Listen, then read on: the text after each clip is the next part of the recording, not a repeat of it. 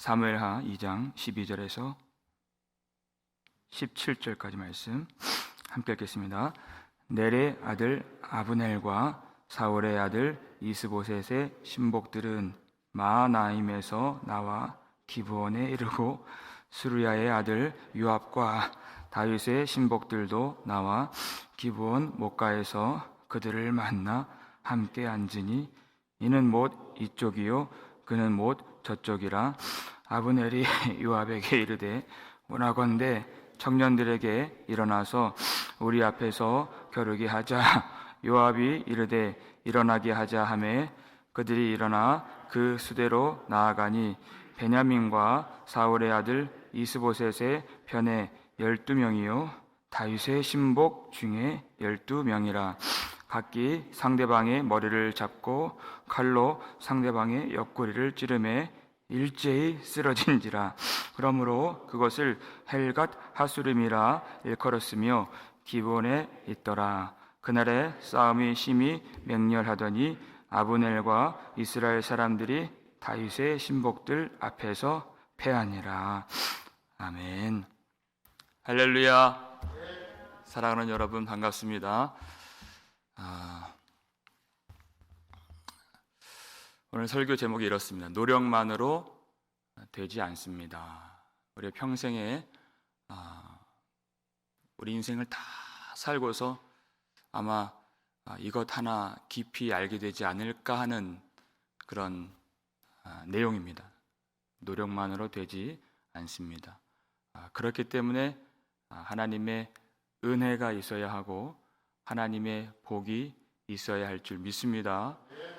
우리가 이렇게 약하지만 제가 이 성경 봉독을 하는데도 기침이 나와서 여러분 걱정하시라고 말씀드리는 것이 아닙니다. 하나님이 다 고쳐주시는데 좋을 때도 있고 안 좋을 때도 있다는 것을 말씀드리는 것이. 그래서 이 성경 내용이 어떤 건지 여러분 잘 아마 신경이 쓰이셔서 모르실 것 같은데 딱 한 가지. 우리의 노력만으로 되지 않는다는 것 그 한 가지예요 오늘. 그래서 하나님 앞에서 우리가 나의 손의 수고를 다 내어놓고 나의 모든 인생들을 주님께 다 맡기고 하나님의 은혜를 구하고 하나님의 복이 임하는 그런 우리 인생이 되기를 주의 이름으로 축원합니다. 아브넬이 이스보셋이라고 하는 꼭두각시 왕을 세워서 이스라엘 나라를 다시 재건했어요. 그런데 이 내용을 보니까 9절 말씀에서 그 지역들 하나하나의 포섭한 내용들을 보니까 아브넬이 얼마나 노력파인가 그것을 알 수 있습니다. 그 지역만 놓고 보면 이스라엘 지도를 탁 펼쳐놓고 보면 다윗이 지금 왕이 된 헤브론은 아주 작은 지역이고 아브넬이 이스보셋을 세워서 통치하는 그 지역들은 굉장히 넓은 그런 온 이스라엘을 말하는 것입니다. 다윗이 헤브론에서 왕이 된 것은 왕위에 있었던 기간은 7년 반이었고 또 이스보셋이 왕위에 있었던 세월은 2해라고 그랬습니다. 2년이라고 그랬어요. 이스보셋이 죽고 나서 이제 헤브론에서의 왕 생활이 끝나고 통일 이스라엘이 되기 때문에 다윗이 그러니까 끝선이 맞는 것이죠. 그러니까 7년 6개월에서 2년을 뺀 5년 6개월 동안 애쓰고 수고해서 이스라엘 나라를 재건했다는 얘기가 되는 것입니다. 그러니까 사울이 죽고 나서 바로 되지 않았다. 5년 반 정도 걸렸다. 이 뜻이에요. 그런데 그리고 나서의 이스보셋이 몇 년 동안 왕 노릇했습니까? 그 나라가 얼마나 갔습니까? 고작 2년이라는 것이에요. 이스보셋은 기름 부음으로 왕이 된 사람이 아닙니다.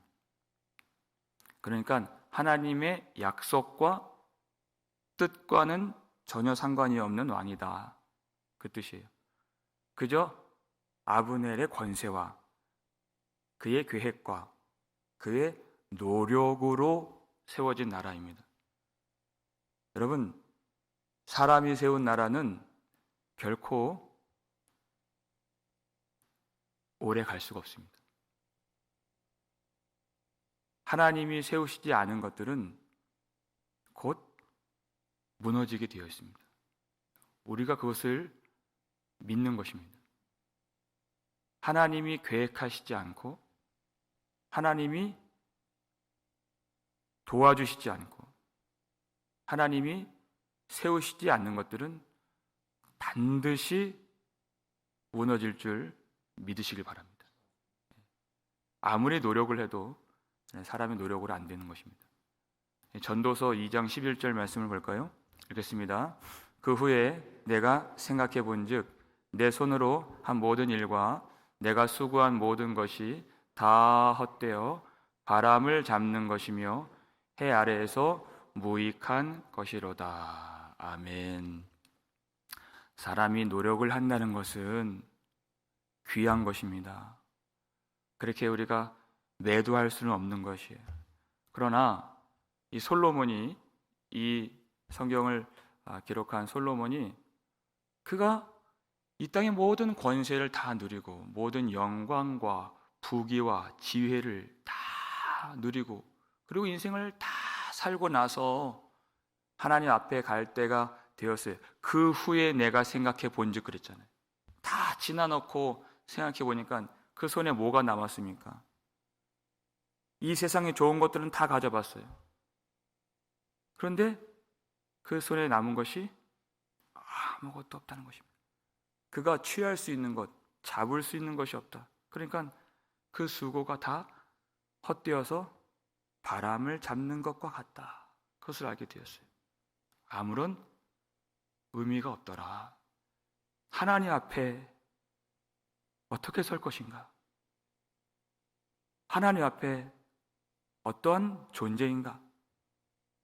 그것만이 중요했지, 이 땅에서 누리는 것들이 과연 어떤 유익함이 되었고 나에게 무엇이 남았고 그것이 하나님 앞에 나를 어떤 존재로 서도록 만들어 주었는가? 아무런 의미가 없고 도움이 되지 않았다는 것입니다.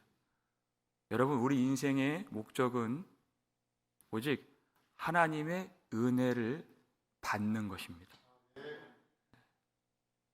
하나님의 수고를 내가 의지하는 것입니다. 그것이 바로 우리 구주 예수 그리스도의 공로인 그 보혈을 의지하는 믿음인 것이. 여러분, 그 믿음으로 세상을 이기고 하나님께서 주시는 그 복이 충만하게 우리 삶 가운데 임하기를 주의 이름으로 축원합니다. 우리가 이 땅에 살면서 필연적으로 그 마하나임이라고 하는 그 뜻이 두 진영, 두 군대라고 그랬어요. 그래서 하나님의 나라와 이 세상 나라와의 이 충돌을 필연적으로 피할 수가 없는 것이죠. 그래서 사람이 세운 나라와 하나님이 세우신 그 군대가 오늘 맞부딪히는 그런 내용을 보게 됩니다. 아브넬과 이스보셋의 군대가 이제 전쟁을 하려고 기브온까지 나왔습니다. 그 전까지는 다윗이 그 지역들을 포섭하고 군대를 만들고 권세를 세워가는 것들에 대해서 다윗이 막지 않았습니다. 왜냐하면 동족을 칠 수는 없기 때문에 자신도 사울과 관계가 있고 또 사위였던 그런 시절이 있기 때문에 그렇게 함부로 전쟁을 할 수가 없는 것입니다. 그런데 이스보셋이 이제 왕이 되었다는 것은 다른 문제입니다. 그것은 반란군이 세워졌다는 것이에요. 그들이 하나님의 뜻을 벗어나서 나라가 되었다는 것은 하나님을 대적하겠다는 것입니다. 군대를 보낸다는 것은 하나님을 이겨먹겠다는 것이에요. 이건 다른 문제. 그래서 다윗도 이제 그냥 좌시할 수 없고 방관할 수 없어서 군대를 보내는 것입니다. 13절 말씀 볼까요? 읽겠습니다. 수루야의 아들 요압과 다윗의 신복들도 나와 기브온 목가에서 그들을 만나 함께 앉으니 이는 못 이쪽이요 그는 못 저쪽이라. 이렇게 되어 있어요. 자, 이스라엘에는 아브넬이 있는 것처럼 다윗에게는 수루야의 아들 요압이 있다. 수루야는 다윗의 누이이기 때문에 요압은 다윗의 조카요 생질이 되는 것입니다. 그러니까 아브넬도 사울과 친인척 관계였죠. 그와 비슷한 구도로 이제 군대가 조직되어서 대항하는 장면이에요. 그런데 12절도 기브온, 13절도 기브온. 먼저 출정한 것은 아브넬의 군대입니다. 그렇죠? 먼저 출정했는데 기브온까지 갔다 하는 것은 기브온의 목적이 있다는 것이에요. 안 그랬으면 더 갔겠죠. 헤브론까지 갔겠죠. 근데 이상해요. 왜 이스라엘 군대가 기브온까지 갔을까? 지금 이스라엘 군대는 사울의 군대입니다. 근데 기브온은 베냐민 지파 소속의 땅이에요. 사울은 베냐민 지파예요. 하나님이 베냐민 지파에게 주신 땅이 기브온이었다 하는 것입니다. 여러분, 기브온 사람들에 대한 이야기가 여호수아에 나오죠. 어떻게 해서 베냐민 지파로 소속이 되었습니까? 그 이야기를 우리가 좀 풀어보면, 원래 하나님께서 이 가나안 땅으로 들어갈 때는 다 진멸하라고 명령하셨어요. 그런데 여호수아를 하나님이 세워서 하나님의 군대가 진군할 때 그것이 너무나도 두려운 나머지 이 기브온 족속들이 초라한 행색을 하고 여호수아 앞에 나타나죠. 우리는 저 멀리 있는 사람들인데 우리가 하나님의 영광을 보았기 때문에 당신들과 화친을 맺기를 원합니다. 그랬어요. 그리고 여호수아가 그런 줄 알고 여호와의 이름으로 화친의 조약을 맺습니다. 동맹 관계가 된 것이 전쟁을 할 수가 없습니다. 그리고 곧바로 알게 됐죠. 요 바로 앞에 있는 사람들이었다는 것을 알게 됐어요. 그러니까 기브온은 진멸의 대상이었다. 근데 그들을 칠 수가 없어요. 왜? 하나님의 이름으로 조약을 맺었기 때문에.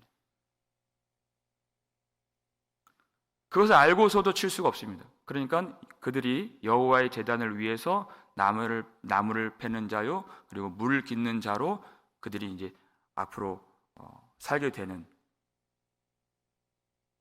멸망의 백성에서 생명을 얻게 되었고, 그들이 하나님의 제단을 섬기는 자가 되었다는 것입니다.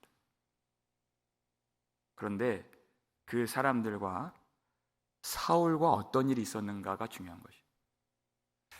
사무엘 상에는 그 내용이 나오질 않지만 사무엘 하에는 그 내용이 있습니다. 21장 1절 말씀 읽겠습니다.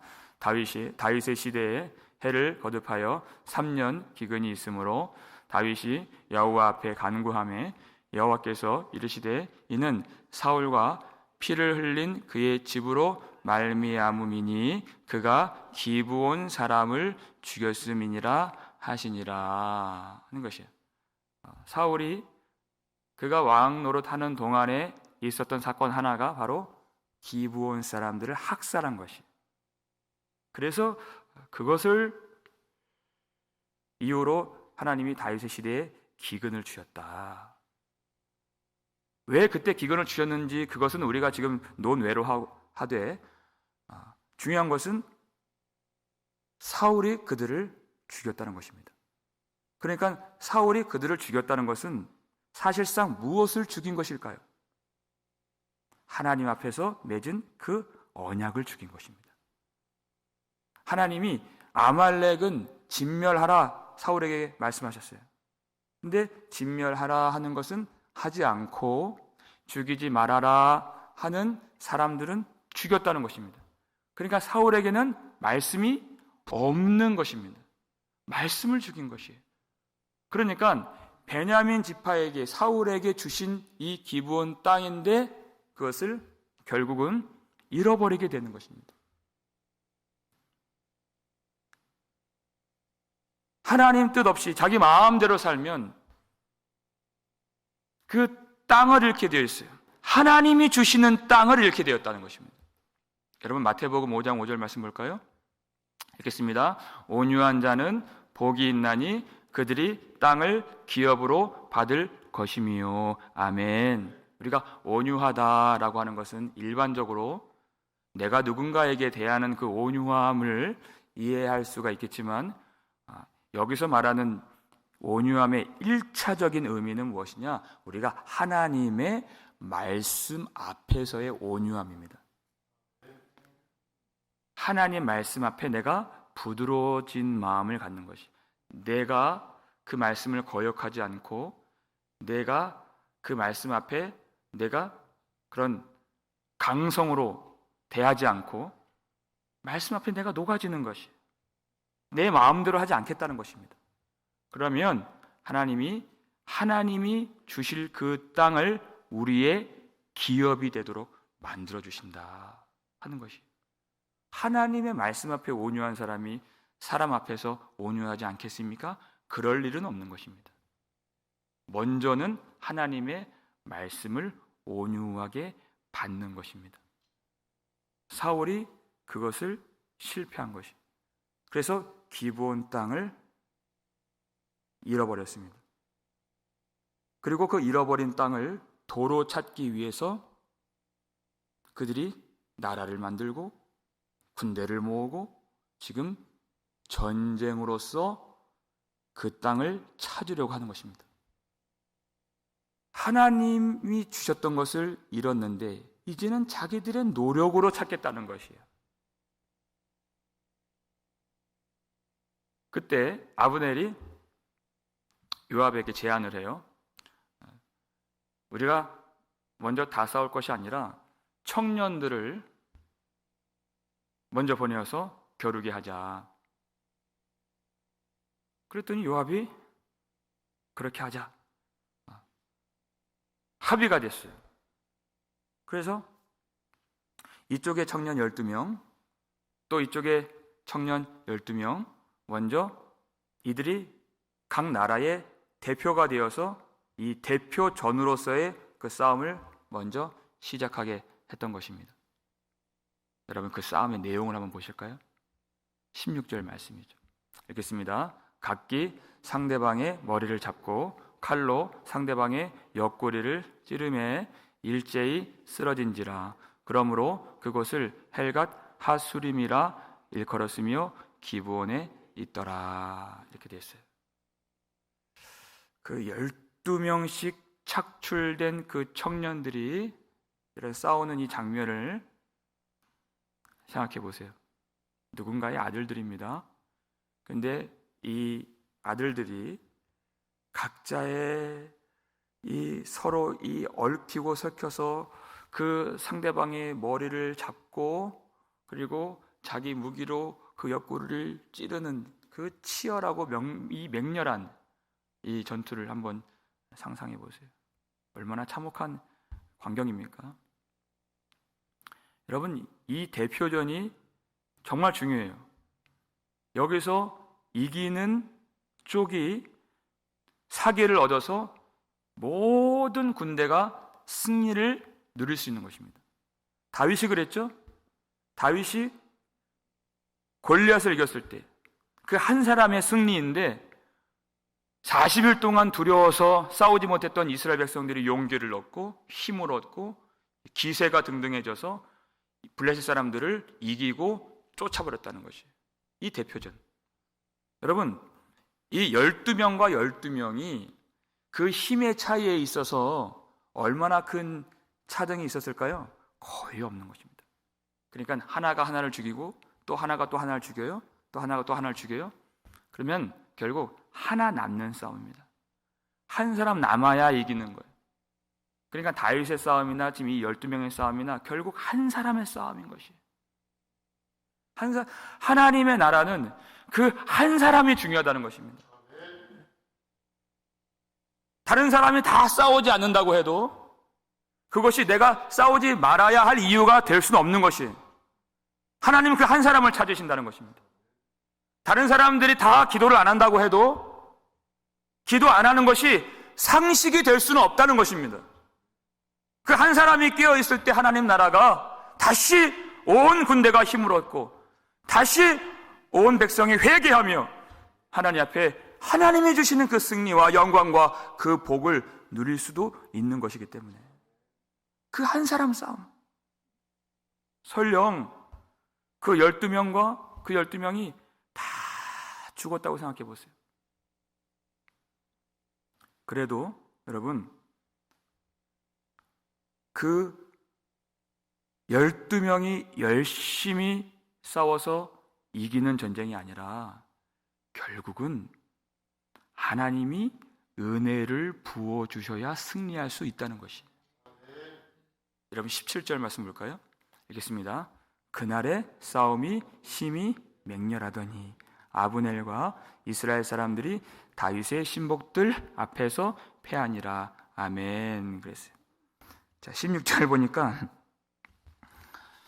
그 12명들이 싸워서 일제히 쓰러진지라 그랬어요.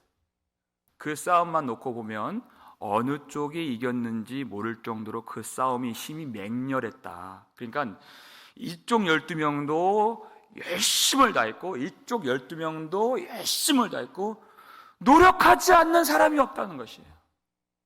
다 힘을 쓰고 다 노력하고 다 애쓰고 다 열심히 사는 것이에요. 누가 이깁니까? 하나님이 함께 하시는 자들이 이기는 것입니다. 누가 승리합니까? 하나님이 은혜를 부어주신 자들이 이기는 줄 믿으시기 바랍니다. 노력하지 않는 사람이 어디 있습니까? 한 번밖에 없는 인생, 다 열심히 싸우는 것이. 여러분, 이 12명과 저 12명이 다 그렇게 그 상대방의 무기로 옆구리가 찔려서 그들이 피 흘려 죽임을 당한 것입니다. 그런데 똑같이 죽었다 할지라도 여러분, 아브넬에 속했던 12명의 그 피 흘림과 그 죽음은 아무런 의미가 없는 것이죠. 그렇죠?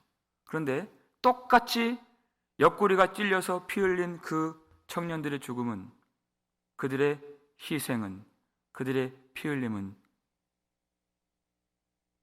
의미가 없지 않습니다. 왜냐하면 온 나라가 승리했기 때문이에요. 하나님 안에서 승리했기 때문에 그들의 피 흘림도 의미가 있고 또 그들은 잘 싸운 것입니다. 여러분, 우리가 이렇게 싸우는 것입니다. 내가 노력을 해서 그것이 결과되어지는 것이 아니라 내가 노력하다가 죽을 수 있지만 그 노력의 결과가 아니라 하나님이 은혜 베푸시는 그 결과로 승리하는 인생이 바로 우리가 이 두 진영, 하나님 나라와 세상 나라가 싸우는 가운데 핍박받고 고난받고 환난 속에 살지만 결국 이기는 교회요 성도가 됨을 믿으시길 바랍니다. 우리의 노력의 결과로 선한 일이 일어나는 것이 아니에요. 우리는 깨질 수 있고 넘어질 수 있고 부족함이 드러나고 핍박받고 눈물 흘리고 우리도 갈등이 되고 믿음으로 사는 것이 실패되어지고 어려울 때가 많이 있습니다.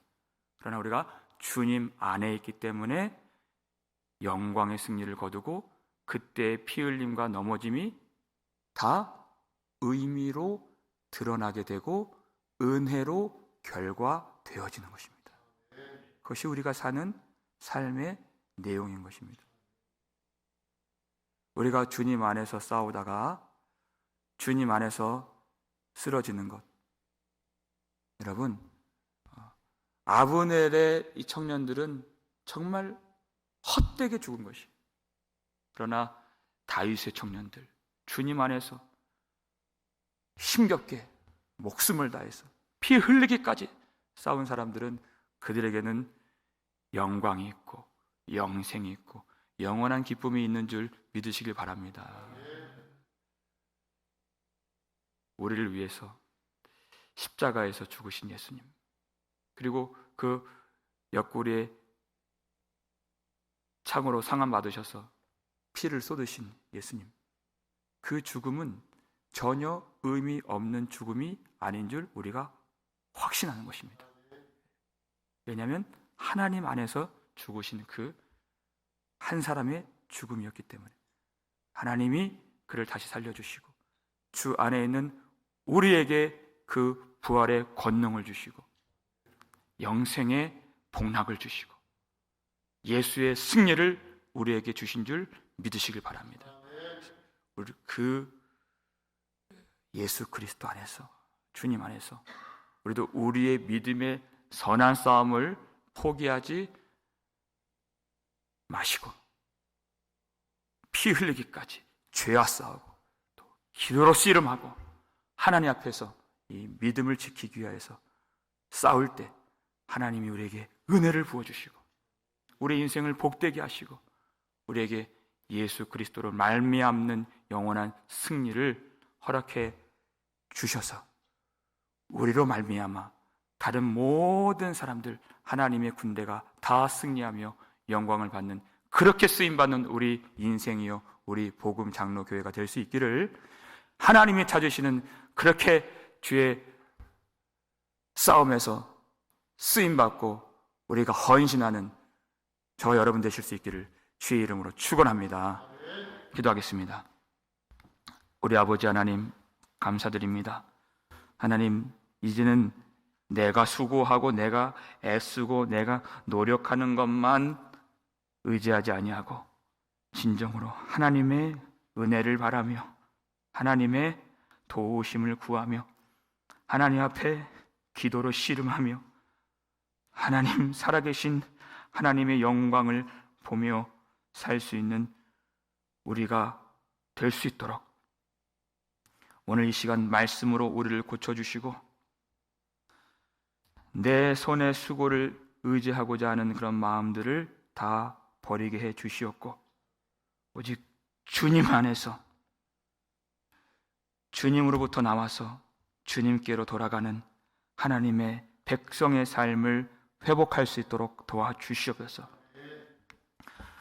하나님 나라와 세상 나라간 이 싸움 속에서 우리가 어찌할 바를 모르고 두려워하고 그 싸움 속에서 신음하고 또 피 흘리며 핍박을 당하고 환난 속에서 고통할 때가 있는 줄 압니다. 하지만 주님 안에서 죽는 자들은 영광이 있는 줄 믿사오니 두려워하지 않도록 도와주시고 낙심하지 않도록 도와주시고 우리의 질병과 고통과 어려운 모든 삶 속에서도 오직 이미 하나님의 뜻을 다 이루신 그 한 사람, 우리 구주 예수 그리스도께서 승리하신 줄 믿사오니 우리가 그 승리를 이미 얻은 자들로서 우리가 뒷걸음질 치지 않도록 도와주시고 싸움터에서 도망치지 않도록 도와주시고 믿음의 선한 싸움 우리가 잘 싸울 수 있도록 도와주옵소서.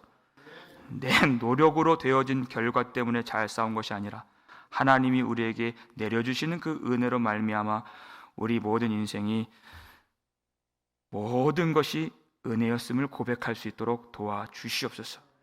그래서 우리의 질병과 가난과 고통과 상처와 울분과 어려움이 있는 인생이었어도 모든 것이 합력하여 선을 이루시는 하나님 앞에서 영원히 찬송하며 감사하며 기뻐하며 즐거워할 수 있는 승리하는 백성들 될 수 있도록 도와주시고 오늘 하루의 삶도 우리가 맹렬하게 죄와 싸우고 주 예수 그리스도 부활의 능력을 힘입어서 우리가 주님의 그 능력을 의지하여 오늘 우리의 모든 생활에서 삶 속에서 능히 승리할 수 있도록 주님이 축복하여 주시옵소서.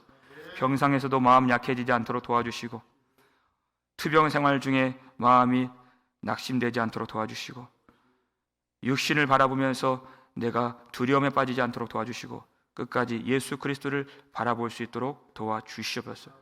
하나님, 이 새벽 예배 나오고 주님께 기도로 나올 때 우리의 모든 삶이 맹렬한 싸움 속에서 이 예배와 기도와 믿음을 지키고자 했던 모든 성도들의 삶을 주님이 잘 아시는 줄 압니다. 하나님, 우리 모든 성도들 그 마음 가운데 이 믿음 끝까지 지키고자 하는 그런 마음을 충만하게 부어주시고, 하나님 말씀 앞에 온유하여서 하나님이 주신 영광의 땅 다 밟을 수 있도록, 그 땅을 차지할 수 있도록 하나님 순종하는 백성들 될 수 있도록 도와주시옵소서.